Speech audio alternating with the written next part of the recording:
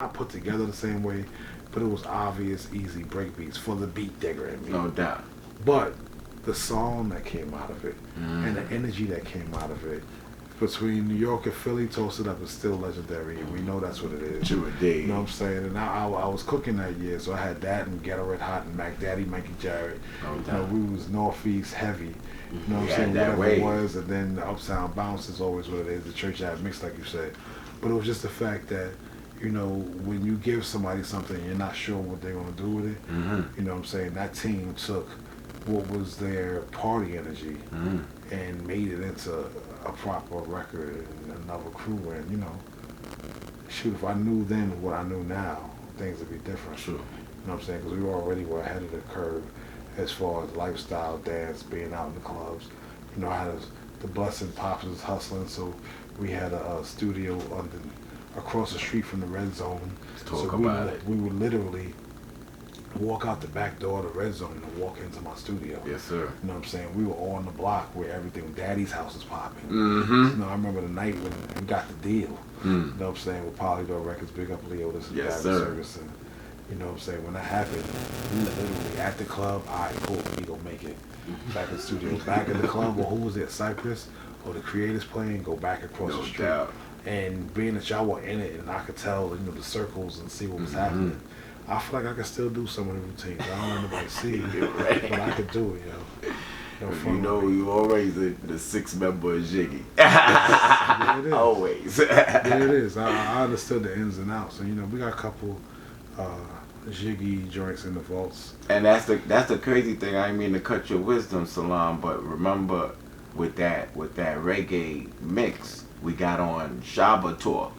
Or that's what happened? Yeah, we was on Shaba tour with that. So we was getting enough cooked food with Shaba. We was when he had the joint with Maxi Priest. Oh, wow. Yeah, House so we was calls. opening up for him on And that then also, I joint. remember at one point Puffer said that was one of his favorite remixes just because I flipped it. Mm. But you know, I was on my remix game heavy, and I was in the area of all the clubs. I was in the DJ booth at Daddy's house everywhere. I was with Funk Master Flex. Yeah. We came in the door together, so we was everywhere. We was at home base.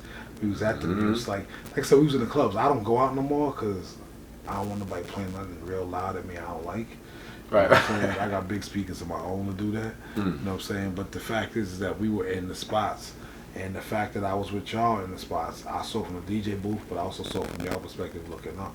It gave me my lane of knowing how to move a crowd. You know what I'm saying? So I understood what to do and what was going to bop and where it was going to head. Right. And I ain't gotta go out no more. I'm still clear from back then. What to do to make something happen. But you know, I remember Puff being there, and when I remixed Raking in the Dough, the Uptown Bounce, Hype Williams, one of his first videos is what that was. Thank He you. shot it in his crib. No doubt. Hype kept painting the colors of the video was him painting rooms different colors Thank and you. kept shooting. So we shot the original version of Raking in the Dough because the label loved it. Yep. The Uptown Bounce and the Church Ave No mix. doubt. Was it 1 or 2 days we was out there? We was out there a couple Like 2 days. Yeah, 2 yeah, days yeah. in Jersey City No at Hype's doubt. crib. Big up Hype Williams, my friend from Queens from Facts, a long time. facts. But you know, it was a great experience to be a part of that breakthrough for so many things. Thank you. Damn, that's the story. You were ready. Hey, so at what point in your career did you know that like you were like, you know, you were like off to the races? You know what I'm saying? At what point you can say that you was like this is it, like this is gonna be my career? I mean, I'm not sure. Like, say, all right, I graduated '89. I moved from living with moms in Queens, moved in with Pops. Pops is controlling the place. I ain't mean to cut your wisdom again, but I was telling my cameraman John T. That you used to have when you roll out of bed the beat machine and Right the there. whole setup there, and had to bang out like 3-5 beats before you leave the room. Yeah. Them type of thing. Yeah. So it's just embedded in them. You know what I mean? Yeah, I was definitely. I mean, I was living it. You know, I would go out record shopping, and I was in the clubs and doing stuff. But I would always keep something right near me, and the same equipment that's in this room is what was there. You know what I'm saying? That same mixer into Right. my 950, into my 1200. I was doing stuff. But the way I would approach it is that, you know, when I graduated, and I moved in with Pops. I was still going to school. I was going to Quality Community for business management. You know, my conversation. And when you growing up, I was like, when I was 5, I wanted to be a fireman. When I was 10, I wanted to be a policeman. You know, when I was 13, I'm going to school for electronics. I go Thomas Alva Edison, because the whole world's run by computers, and I'm always going to know how to work and get a job because computers are going to run everything. You got it. I had the story to keep them off my neck, and then when it was time I was going to college, I'm going to take business management. Why? Because even if I work at McDonald's, I'll be the manager. You know what I'm saying? So I had my 2 lines just to get the I can ahead, hold that verse. So I was doing it, and while I was going to school, it came up. But the Jiggy album was like, yo, Dad, I got to talk to you. He was like, what's up? I was like, so I got to finish this Jiggy album, and I'm going to need like 6 months off of school. He was like, yeah. I was like, yeah, so you can't do both? That's how he told it to me. I was like, I mean, I could do both, but this is my first whole album to do like this. You know what I'm saying? We did the demos, we got the deal. I'm producing the whole album. I want to make sure I deliver. So I'm going to take 6 months off. He's like, all right, cool. Well, if 6 months go and then you ain't got no work, you going back to school. I was like, all right, cool. That never changed. You know what I'm saying? After that album, I never looked back. I never had 6 months where I didn't have work. Right. To be honest, from 1992 to now, I didn't have a year where I didn't get a plaque. Right. For something, Patrick plaque came Right. on the first album. Every year something kicked in. You know what I'm saying? No matter what. And it wasn't like about the plaques, because I never, you know, I got my plaques up now, but I never wanted them. I moved like a construction worker. I keep a sweatshirt, some Levi's, and some Timbs, or some shell toes or whatever, and not being, you know, Scully halfway off my head, and banging out every day, all day musically, and really just keeping the perspective of, I'm here to put the work in. You know what I'm saying? Days off, yeah, let's put this work in, like what I'm gonna do, and keep creating stuff. And you know what I knew was, it was 2 different levels to it. It was like, one, okay, I made something, it rocked for the clubs. I was around the DJs for the radio, but it wasn't like Flex was playing my records because he was my friend. He was playing it because I knew what to give him that was going to work for the crowd, because my artists were the crowd. And then my friends were the DJs, so I'm in between, like, what are we going to do here? So much stuff. The other day I was thinking about, one day we was up at Rocksteady Park during one of them, then I was thinking about telling somebody about, when we was out at Art Basel, I was telling somebody about Beasley. I saw somebody that had their hair all colored, like white, like beard and all blonde, that. yeah. Exactly. So I was telling about Beasley. I was like, there's a dude named Beasley. You ever met him? He's like, I don't really remember. I was like, yo, I remember. And I clearly remember being at Rocksteady Park with Beasley, rest of the God bless the dead, you know, before he passed. Yeah, he used to be a promoter at the Muse. He used to have a club called Trip on the top floor. Yeah, Exactly. And what's it? Grandmaster Kaz used to be the MC and the host there and everything, man. Yeah, Exactly. that joint used It's to be just rocking. so it's crazy, but by doing this stuff and seeing it, like, I learned how to make records. So we toss it up to regular those, they rock. And then here comes this group called the Fugees. The Fugees, you know, I was working on all the reggae stuff, Mega Bands and Shabba Ranks, Patrick.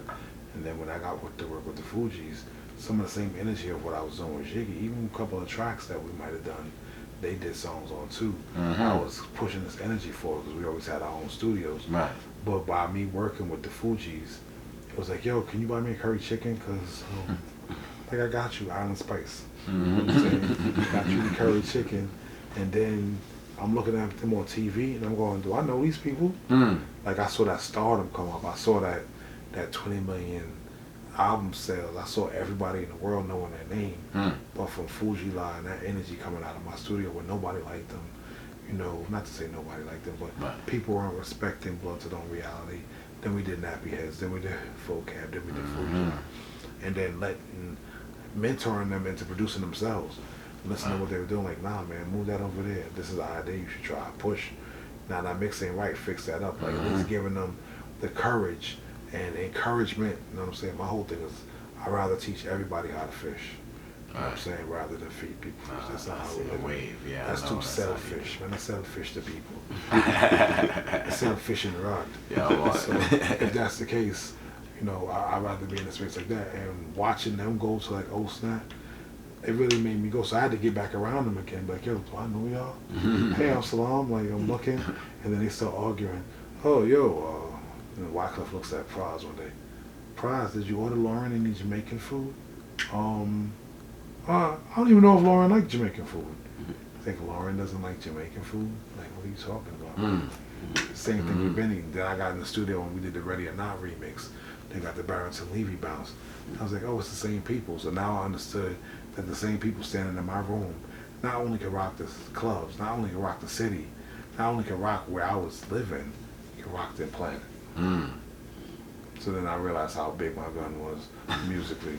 Right. When I take my talk. Mind your step. Yeah. I know that's how you be moving through the industry though, man. Like, yo, after he set his resume is so, you know what I'm saying? You heard him say The hat's so high, it's like, yo, man, don't come with no. I know no people bullshit. with plaques, and he said, I've gotten a plaque for 30 years. That's gunman talk right there. No doubt. It's like Chill by night. It's like the chamber just. What you want? To be honest, I mean, because I never wanted to see it. You know what I'm saying? I never want to see it. And even after a while, I go to people's office and they had a Here Comes the Hot Stepper plaque. I'm like, wow, I never got one of these. And I wrote, produced, remixes, and promoted it. Well, thanks though. I'm glad you guys at the label bought yourself one and never gave me. Thank you, but I never wanted them, and I didn't want them because I was still in war. Like, I don't like somebody sitting in the middle of while I'm working. Oh, this is fire. This is fire. And I'm like, shh. I hate that. Woo! You know what I'm saying? Don't do that, man. I'm focused. I'm still trying to perfect what I'm doing, and you sitting here telling me we done already. You know what I'm saying? Right. Like I you know, my dad, OG. You know, OG's wisdom always. Now as a big man, because you know when I was 22, 23, he was 46, 47, and he'd be saying stuff to me and be like, "All right, pops." Now as a big man his age, I hear it and I feel it, but he's like, "Yo, you want to see who's real? Crack a corny joke and see who laugh hardest.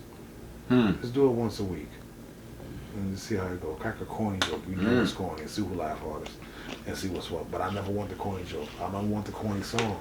I want the music that's right there. I feel it. And the best thing that I've learned in my entire career was I don't make music for the crowd. I make it for me first. Right. And then once I make it for me, the crowd around me is going to organically grow to what it needs to be. You know what I'm saying? And, you know, everybody got their style, but that's it. Nice. Yo, I like the last joint you did with Busta and Major Hype. True. So that's a Thirsty Rhythm, which, you know, that was something actually I built vibing for Rihanna. I mean, I built it in this room. And when I started building it, that was dope. I was happy. I had the idea, and we had the idea for like a woman to do it. And then big up Rashid and Jameer. They were over here with my man Gary, and he was like, "Yo, it'd be crazy if you did that from a man perspective." And I was like, "Word?" So then I had the idea. I was like, "Yo, Busta, call Major Hype for me." So Busta called Major Hype. I didn't get a chance to link with Major because I want to play in person. But I went to check Busta in the studio, and when I did, I was like, "Yo, Bus, Wagwan, you need this thing, and like check it out." So when Busta heard it, he was like, "You crazy? It's me and Major Hype. I'm doing this too." And I was like, "Words, yo, Major Hype. Salaam got the dope song for us." You know what I'm saying? And that's how it ended up being. But you know, the days is different. So then when we did it and they had the feel and it's still a song that I wanted to be, I was like, you know, say Thirsty Rhythm. So I put some more tunes on the rhythm. And now after the Clash, I put Frisco and Buccaneer and Terra Fabulous and some more tunes on it. And now this week, as I say, do it for the culture, people are now starting to go, "Yo, you don't see this Thirsty Rhythm vibe and feel like the 90s. You know, this Thirsty Rhythm vibe," and that's why I'm like, yo, cool. It takes a while to settle in. Not the same as it was back in the days to come out the first week, but I love the fact that, you know, like I said, just this Friday, guys. Just to watch it bubble. Watch it bubble. You know, we shot videos during our Basel for half the songs on the rhythm. Right, you told me. Yeah. It's not stopping. It's not stopping. Right in the back of the pop-up, son. Lit. Yeah, no, rump up. So, what can we expect from you in 2020? Since it's like right around the corner. I already got some things lined up. I mean, you know, right now my motive, like I said, is doing it for the culture. But when I say the culture, it's the culture, whatever I feel is the root, you know what I'm saying? And I've been inspired. I had some meetings with WizKid and a couple other people. But when I was talking, I'm like, what do you really listen to? You listen to like the type of music you do? It's like, no, not really. I was like, so what you listen to? He said, I be listening to Fail Out when I get with some girls. Like, So why are we doing this? So I always had a dope Fail Out playlist that's like 6 hours long. Right, You know what I'm right, saying? right. Because Fail Out got them 22-minute songs. You can True do that indeed. easily. But I was inspired by that. And I sat down and started making a bunch of music like that. So coming in early in the year, you're going to see Do It For The Culture take a next step. We're going to hit them with some reggae all the way up until next week. But then after that, we're going straight into the depths of, I'm calling it Afro Bop. You know, some live music stuff, but it doesn't feel like necessarily what's going on right now, which is a little bit more commercial and auto-tune and light. It's live instrumentation, but with a disgusting bop to it. That sounds so future bright. More culture. You know, 2020, you gotta make the move though. Even more culture.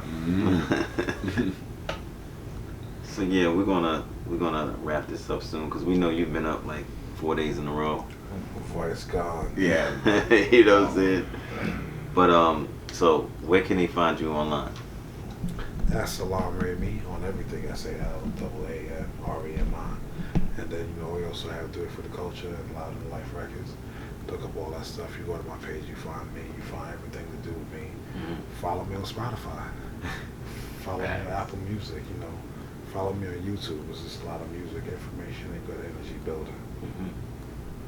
Prancer, where can they find you? They find me on Instagram at Prance247 or at Downstate Hospital. You know what I'm saying? Doing what I do. Salute. And you can find me on Instagram, Polo Parata. Double J Vintage is the store. We have hats, we have pins, we have a collaboration hat that's coming out. Yeah, definitely. I mean, it's out, but we don't have it. Nah. It's a long story. Be prepared for the launch party, though. Yes, and yes, we're gonna get out of here. No We'll doubt. be in New York tomorrow, Yes. and I guess we'll do another episode next week sometime. No doubt. If I we guess. got the time, maybe. Maybe. I don't know. I don't know what's going on. This might be the finale into 2020. Might be. Nah, I don't think so. I think we do one I more. don't know. It depends. It's on you. Yo, I'm so relaxed on this 305.